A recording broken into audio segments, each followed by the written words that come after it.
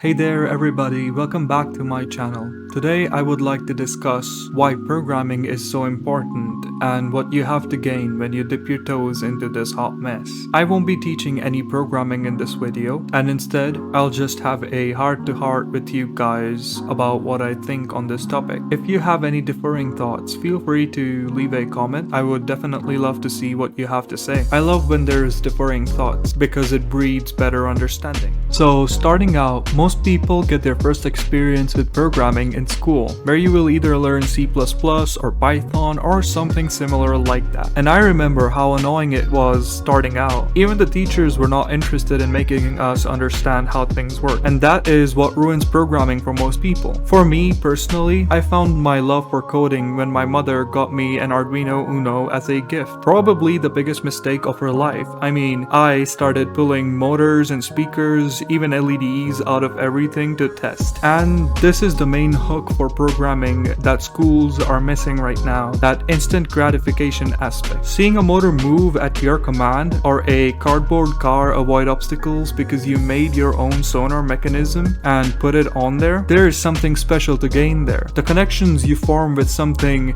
you see not as a white text on a monochrome screen but as a full interface doing exactly what you want it to do will drastically change how people perceive programming and improve their self-esteem. They won't feel like they're too dumb to understand it. Also, start teaching programming when kids start learning arithmetics. There are so many overlaps between them, like variables, functions, data types, domains, ranges, and many more stuff. Not only will it help them learn two things at once, but it will also remove the construct many people develop. The construct being, math is so useless and I won't be using it after high school anyway, so what's the point of learning it in the first place? Anyway, let's talk about why it's important to learn at least the fundamentals of programming. Imagine you download an app onto your computer or phone, and when you open this app, which is supposed to do something relatively simple or fast, it starts slowing down your computer. And maybe even after you uninstall the app, your device is now slower. That can be a sign that this app may have installed a malware onto your device. Something like a crypto miner or a Trojan horse virus. In other words, your device is now a slave to someone else and is using its processing power to mine Dogecoin in the background. Well, no one wants that, and this attack is relatively harmless. I could make a small script that beams all your keyboard activity onto a small server set up somewhere, essentially getting all your passwords and other info. I don't see anyone liking this, and the best way to detect such a thing is by building your knowledge on how software works and all the tools your computer provides. This will happen automatically when you learn programming. What I mean to say is, there are a lot of bad apples in the world who will take every chance they get to rob you of your data, or actually rob you, and no one will come to your aid when that happens. The damage many times cannot be reverted. If your social security or Aadhaar number gets stolen once, it's going to be out there forever, and you can't secure it back either. You can only issue a new one. So cut the problem at its root. Educate yourself on your computer, and the best way to do it is through programming. If your computer was a dog, playing with it will build its trust and turn it into Air Bud. Ignoring it will bring sadness and future chaos. The next thing is AI, mainly machine learning.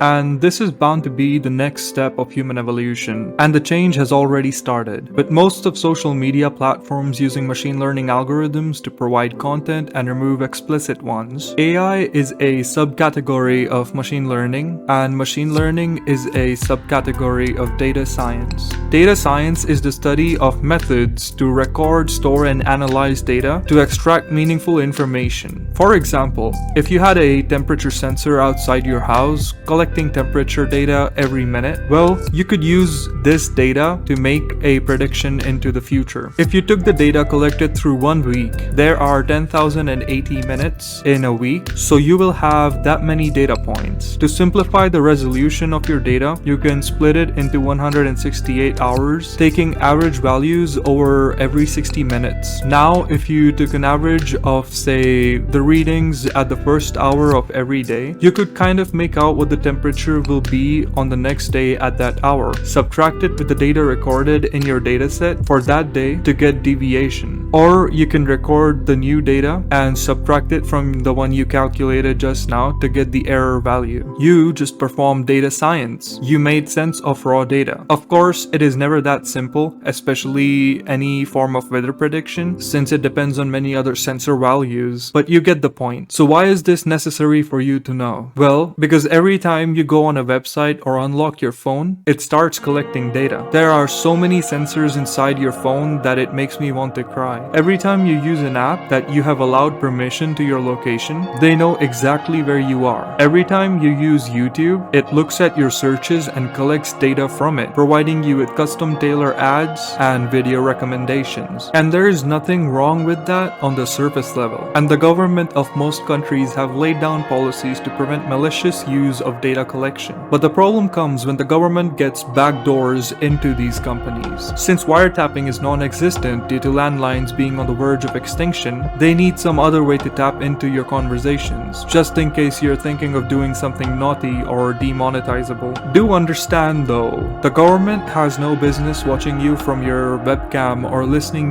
from your phone, since 99% of us are leading relatively boring lives, and it would be insanely expensive for any government to monitor even 20% of its people. But on the other hand, also know that everyone is now a public person. Privacy is a thing of the past, especially if you're on Facebook or TikTok, in which case you're already beyond saving in the first place. Have you ever heard of the term surfing the web? Yeah, you don't really wear three-piece suits and a trench coat with a fedora when you go surfing. But you know, maybe you want to dip your feet into the water and not go surfing. That is where tools like ad blockers, password vaults, VPNs come along. They act as a raincoat and umbrella for when a malicious surfer who has a runny nose because he had the bad virus splashes you with the yucky salty wetness he was riding on. These services generally cost money in the form of monthly subscription, and many people are turned off by that. So the next best thing you can do is get educated. Learn how the web works and how data gets collected or stored. And this will happen as a result of learning programming anyway. The third thing you can do is invent a time machine, go back into the Stone Age, destroy that time machine, and live like a Cro-Magnon. The next best thing you will get out of learning programming is a big brain. When you learn programming, you invite yourself into new mindsets all the time, new ways of thinking about things. Your eyes open up to a whole new world. Once you get through the grind of basics, you will immediately see your problem-solving skills increase, and the more cool programs you make, the better you get at problem-solving. You will gain the ability to do research, make documents, perceive future issues not just with a code but with anything. You will be able to break down anything to its most basic logic. You will gain the ability to learn things faster than anyone. You will understand things faster than anyone, and you will be more productive than anyone. But to get there is the boring part, and it requires a mindset. A programmer's job isn't to write code, it is to be confused constantly, which can be a downer for most people. But if you have a passion, you will get through it and end up with a new way of finding answers. And when you find the answers, the reward is so great. It's like chemical addiction, like being high on bath salts, only without the health issues, and it's completely acceptable in the society. The actual best part about programming is that anyone can do it. Most programmers are self-taught all the way from the start. All the resources you will ever need are going to be either free or already available. Simply put, all you need is a laptop and an internet connection. It doesn't need to be a good laptop unless you want to run ultra-complex TensorFlow programs. And when you have these starter resources, you can go wild to your heart's content. I remember making a full-scale 3D rendering engine in HTML, Canvas, and JavaScript without using WebGL, for those of you who know what that's all about. When you reach a certain level, your skills start to become lucrative, meaning you can earn money from them. The way many blogs and static websites earn money is through ads. The other way is by subscription content. And the other ways are by collecting data and selling it. Don't do that though, unless you're fully prepared. But essentially, you have become a CEO of of your own company. Now you can do freelancing jobs, apply for many positions, make content online like websites or blogs with ads on them. And if you're very ambitious, you can make a social media platform and advertise the living god out of it like TikTok did. It will be like a long-term investment. If it works, it will bloom, and you will now be known as a self-made millionaire. And if it doesn't, it can go and make your resume look stunning to the hirers, thus securing benefit.